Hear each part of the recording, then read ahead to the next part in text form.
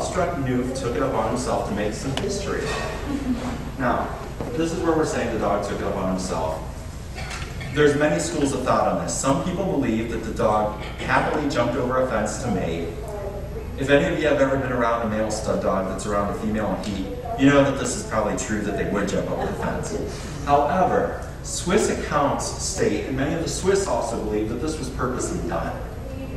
Personally, I believe it was purposely done too, because there were some problems in the breed cropping up. Albert Heijn wanted to breed a Newf into the breed as well.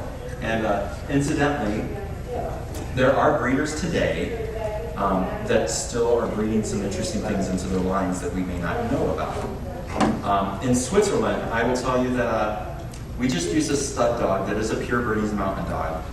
But the gentleman who brought this dog over from Switzerland was telling us the story that he went to a Swiss cattle auction. At this auction, there were a lot of dogs with these cattle. A lot of them looked a little bit like Berners, but they really weren't. And his belief, and my belief also, is that some of these farmers are still breeding mutts, and some of them are still breeding other things into the breed. And this is why sometimes some of the Swiss dogs look a little bit different, maybe some of the dogs in Europe. That's not an official theory or anything, it's my thoughts on it, so if you disagree, that's completely fine. Yeah. I did some research back there looking for something that Jerry knew and Newfoundland. I have the pedigree on Pluto.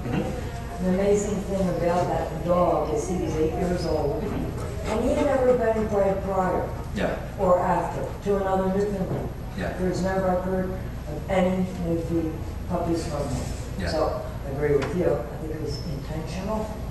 Yeah, I believe it was intentional. I can tell you this, that actually the Newf Club just granted BernerGuard permission to put him in our database. So the BernerGuard Foundation database is all Berners except one dog. There is a Newf in our database, and it is Pluto, because he's very important to the history of the breed. And I guarantee that if a lot of you go back and you trace the history of your dogs and the pedigrees through the BernerGuard database, you'll find Pluto. He's in nearly every pedigree. And I do have to tell you though, if you know a little bit about genetics, he's been completely bred out. So anybody who looks at your dog today and says, oh yes, I see the new features, oh yes, I see that, it's not true. I mean, because literally with every generation, it becomes less and less in your breed. And right now we're probably on like 1/1,000,000% that Pluto would be in there, to be honest with you, because of genetics. So Pluto is probably not present in your dog. Your dog doesn't really have any Newf traits. They are pure Berner, basically. So here we have, we're going to go back to 1914 when Heijn wrote, there are slight Newfoundlands that are very close to the Bernese Mountain Dog in the total form, although usually they have the more elegant, correct movement in the hind feet since they lack double dew claws. Notice he wanted the double dew claws out of the Berner we had talked about earlier. The head of the Bernese Mountain Dog also is reminiscent of the beautiful noble head of a light, slender Newf. If I were to paint on the latter the white and red markings, then it would be the most ideal head of a Bernese Mountain Dog. So this is what happened.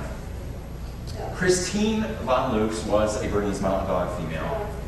And on December 21st, 1948, she produced 7 puppies. There were 3 males and 1 female lived.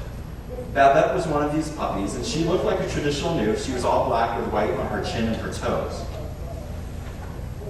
On March 23rd, 1951, Babette was bred to Aldo and produced 8 puppies. There was 1 male and 1 female that were marked like Bernese Mountain Dogs, but the male had no white markings. In 1952, the female was bred to and produced 5 puppies. All were marked like Bernese Mountain Dogs. 2 dogs from this litter were bred. Now what's interesting is, this is 1 generation, 2 generations, 3 generations. Within 3 generations, they got the Berner look back. So basically, Pluto had been kind of bred out. From this breeding came Bella von Angstorff and Alex von Angstorff. Alex is this dog. If you look back through your dog's pedigree, you are guaranteed to find Alex somewhere. Alex is one of the most famous Bernese Mountain Dogs that ever lived, and frankly, he is quite a gorgeous dog. He could use probably a little bit more bone in the rear, maybe, but he is a very beautiful dog, actually. And he was whelped on March 15, 1952, and he is BernerGuard number 849, so he is in there, so if you want to trace back your dog's pedigrees, you can definitely do that. And here's where we're going to talk about Berners in the USA. Up until 1949, Glenn Shadow was the only breeder of AKC registered Bernese. 1949, that's pretty recent to be honest with you. In 1949, 1950, and 51, 3 more people imported dogs from Switzerland. Robert Youngs, Stuart Mays, and Yvonne Ayer, but no litters resulted from any of these dogs. So even up to 1951, we still had only Glenn Shadow being the one breeding. The early years of importing were much more difficult than they are today. Air travel was long and pretty rough, and sea travel was even worse. Breeding over a long distance was an incredible time consumer and very expensive. And this is where I have to stop and tell you that in the fall we did breeding. We used fresh chilled semen from California. It was a few $1,000s.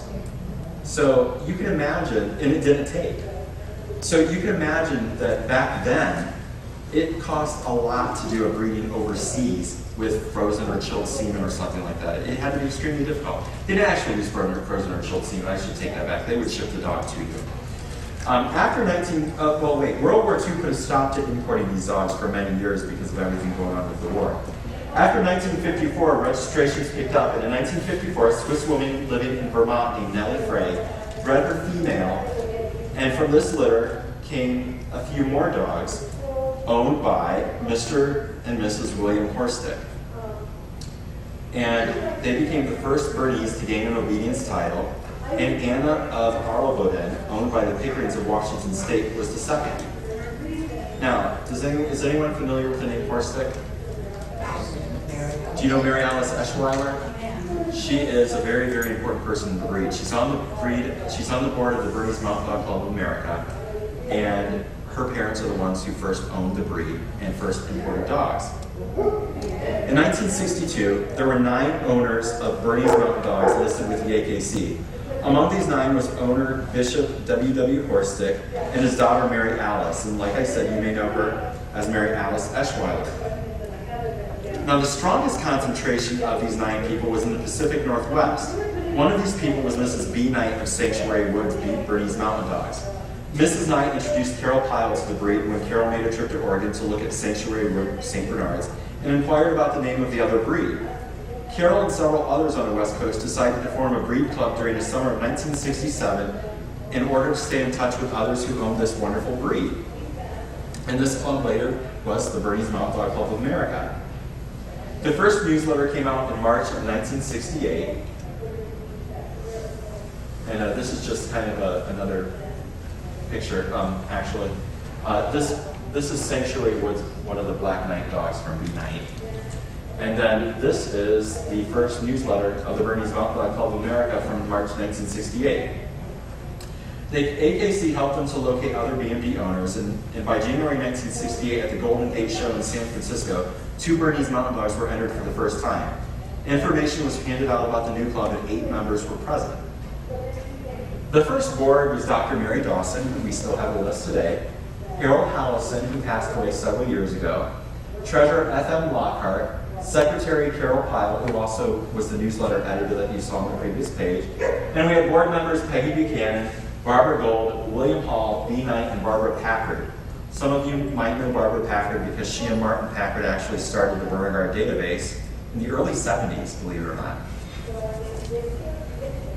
The first BMDCA National Specialty was in 1976, and it was held in Harrisburg, PA on March 13th, 76. The remarkable entry was 81, the largest entry of Bernese Mountain Dogs in the U.S. to that date.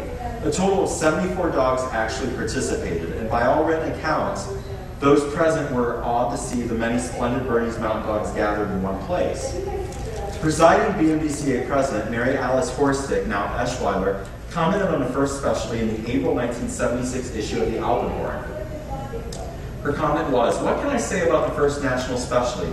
I lapse into deep thought when I think about ours, but my strongest feeling is that it was a huge success and anyone who wasn't there really missed a once-in-a-lifetime event." And suddenly as I'm reading this, I'm reminded of something. I told you a few slides ago that Mary Alice Horstick's dad owned those dogs.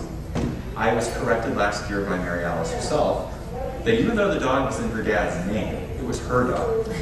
So she was the owner of the dog. So I do want to make that clear. So if any of you see her, please tell her that I corrected